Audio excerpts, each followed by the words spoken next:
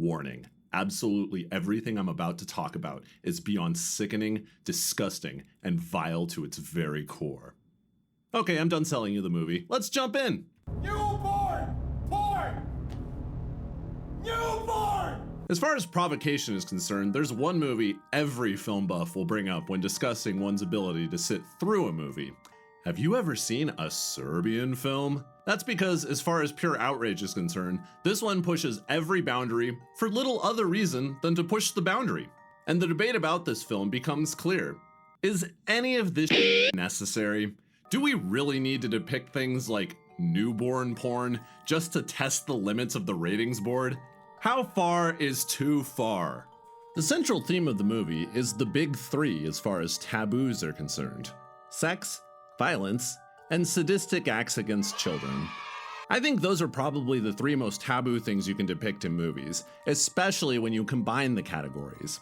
Sex, for example, is already taboo enough, but combine it with violence, and now you've got an even more reprehensible category: sexual violence.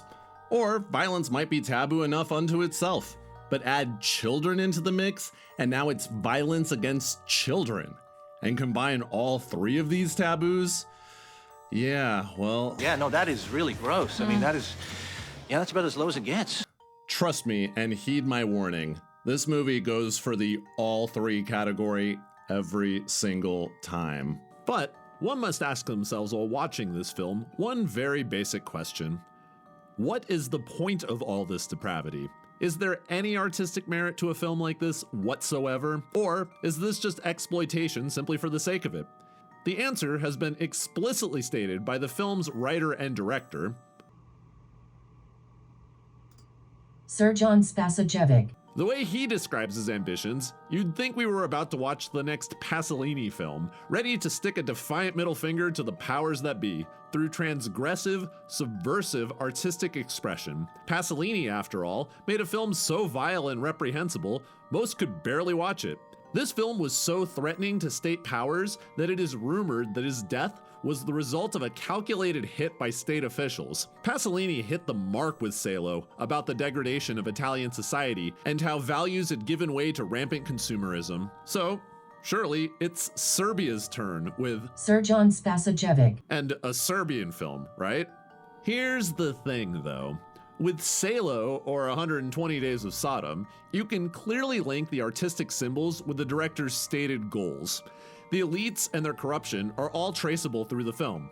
Whereas in a Serbian film, even if you agree with its right to exist, this film just seems dark for the sake of being dark. Many think that the director's explanations for a Serbian film are just excuses to portray the most vile shit imaginable, which leads to the most pressing question of all. If this movie isn't really saying anything important, does it even have a right to exist?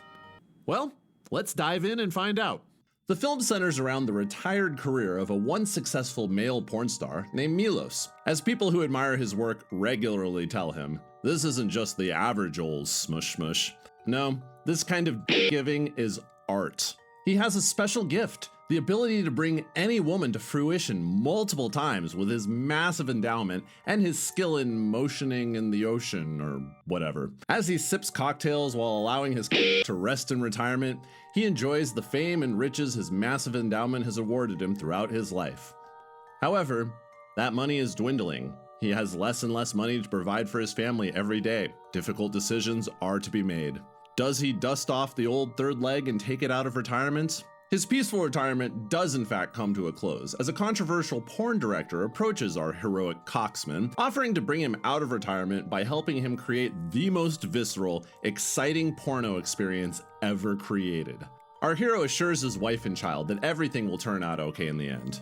My God, do they mock the notion of this by the end of the movie. Nobody is okay by the end of this tale, most especially the child. So that's the premise in a nutshell. How bad could this new movie be, especially in a censorship-crazed society? And, most importantly of all, how many times did the members of the ratings board blow chunks while attempting to sit through this one? The movie relies heavily on the element of surprise, as our hero is unsure of what the film he's agreed to star in will even contain. You'll be filled with that same sense of curiosity, and eventually dread, as each scenario unfolds.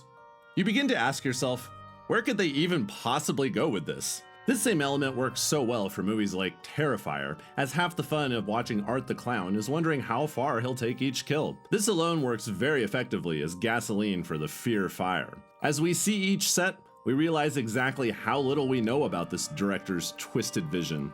That is, until it's too late. The slow burn is actually really great for the aforementioned reasons, almost like you're about to see a new Saw trap. But this time, much more sexual. Now this is one element of the movie that I really like. Each scene is filled by anonymous cameramen who are very creepy and remind me of that one episode of Black Mirror called White Bear. In that episode, the protagonist is being followed by strangers filming her every move with their cell phone cameras. It's really an unsettling storytelling device, and I've honestly become a big fan of the unknown person with a camera following you trope. As they follow Milos through each scenario, you begin to understand the voyeuristic needs this particular director craves. Almost like the video game Manhunt, where he's instructing you to move forward and do what he wants to make his twisted film come true. The scenarios get gradually worse and worse. Eventually, I won't even be able to describe them to you, my dear audience. But I will describe the first two, and then I'll find some sort of TOS appropriate way to communicate the rest to you. First, Milos is brought to an abandoned orphanage. He enters the building, confused and afraid, until he is approached by a random woman. She leads him down the hall until we get to the staircase, where a young girl sits. Finally, we see a huge shit fight between several adults as one of them slaps the girl and the other one has that woman removed from the premises. None of this makes very much sense. Like it's slowly but surely testing the boundaries of what's acceptable in this film, dipping its toes into the taboo. Nothing truly graphic happens yet, until they finish this whole scenario in a dark room, where his guide gives him the old glug glug 9000. Milos gets into the act, unleashing his monster of as per his contractual agreement. He pumps away at her face with great enthusiasm until climax. It's basically a Skinamax porn, and probably the most tame act you will see in this movie. The second scenario, however, is even worse. In this scenario, a woman is savagely beaten in front of Milos. And after she's taken 50 lashings to the face via fist, she crawls towards Milos before unsheathing his sword and taking him in the mouth. As he enjoys his second professional BJ for the director's vision, he realizes that he's being watched by the girl earlier, the underage one in the Alice costume. Milos pulls away, ready to object. But before he can stop this act of oral copulation, he is embraced by one of the security guards and forced to endure the rest of the blowy. Before Milos can object or break free, he blows his wad all over his co-star. This is the second most tame act in the film. Everything from here is about to reach hell levels of depravity. In fact, this is the last scenario I'll be able to describe here on YouTube without being flagged. And I'm already worried about having described that scenario. Even talking about the rest of the movie is crossing a line both in terms of service and morality. Trust me, prepare your soul for the rest of what I'm about to tell you. After this last scenario, Milos has a huge crisis of conscience. So he approaches the director and tells him that he's going to quit. Mike, we'll have no more of this, damn you. Before he can stomp out, the director gives a very impassioned speech about censorship and the state of art. I honestly believe this is the true point of the movie, what the director is communicating here. He has banger lines like, Cela ova naša jebena zemlja je jedno veliko jebeno obdanište, moj Miloše.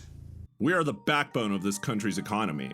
How are they the ones making so many restrictive rules about what can even be allowed to be shown? They're babies," he says. However, before the director can get any moral high ground with this impassioned speech, he proceeds to show Milos one of the most depraved and sickening scenes I've ever seen in any movie, ever. I really can't even describe this one. Let's just say that you watch the miracle of birth, and then after the man has pulled the baby out of the womb, the baby becomes a very, very early bloomer. The sound design for this scene is literally nightmare-inducing. Where did they get the baby screams to put in this movie? We're entering into truly disgusting territory by this point, the stuff that will scar your mind. Milos understandably walks out on this, and the director realizes that he is not f***ing with the enthusiasm that he had originally hoped for, and isn't putting his dick inside anything and everything that the director is throwing at him. He needs that unreserved dick-giving energy that made Milos famous to begin with, even if his co-stars are infants or animals. He wants an all-out, unreserved orgy. So he does what any rational human would, He pumps Milos full of horse aphrodisiac, which, by the way, is a real thing, though its effects are widely exaggerated in this film. They don't turn you into a sex-crazed lunatic like they do here, but it is a great cinematic device for explaining why our hero has become a walking, raging hard-on for the remainder of the film. Milos sees a pair of titties, goes caveman on a motherfucker, and from there, he blacks out. From this point on, the film incorporates a plot device that might remind you of the movie The Hangover. Milos blacks out the entire evening, and the next day explores the carnage from the previous night by way of watching videotapes from the director's cabinet. These videotapes are the final level of depravity. What you are about to see here, especially in the director's cut, is the kind of thing you would ordinarily only see in illegal snuff bootlegs. Buckle up and kiss your sanity goodbye. As mentioned, I can't describe these parts on YouTube, so I wrote down descriptions of all the things I was seeing while preparing for this video. I took a screenshot of my phone's notepad app, so feel free to read them over by pausing over the screenshot above. I do warn you though, this stuff is not for the faint of heart, or, you know, anybody with a moral compass whatsoever. By this point, we've seen everything. Every cinematic taboo has been crossed. I think we hit the 9th level of hell by the time we hit the newborn porn section. But the final scene is the crescendo of the depravity. In this final scene that Milos watches on a video camera, he sees that he has been asked to fuck 2 subjects under a sheet, both with hoods over their heads. One of them is clearly an adult.